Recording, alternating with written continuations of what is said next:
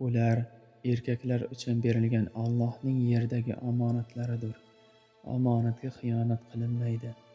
Buyuk zot ular uchun himoyachi qilib, mo'min erkaklarni yaratib qo'ydi.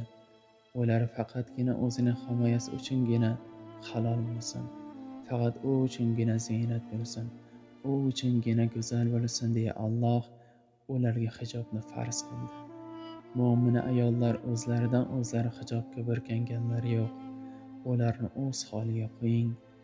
Ular Robbisining buyrug'iga itoat qilmoqdalar xolos. Hijobga tegingan qullar qurisin.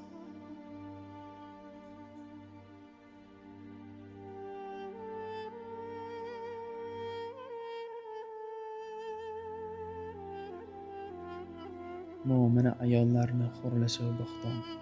Nohaq malomat tojin otdilar butun.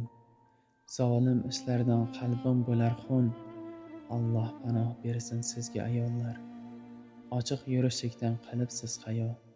Har xil so'zlarga qilmangiz parvo. Sabr qiling bo'lur jannatul ma'vo. Hijobi jilbobda yurgan ayollar. Erlardan ayrilib yolg'izmiz demang, kufrning ishi tez topar xotima. Sabrda bo'linglar misli Fotima. Alloh yaqin do'stdir, biling ayollar.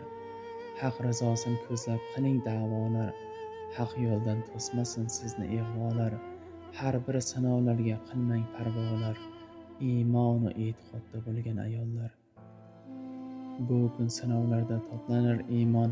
Xursand bo'lib qarshilang, qilmang ozorlar. Albatta yetib chiqar sabrli tomon. Sabrda mustahkam bo'lgan ayollar. Yuzingizda aks etar iymonning nuri. Bir kun bo'lur sizlar jannatning huri. Sizlar mo'min erkaklar qalbining do'ri.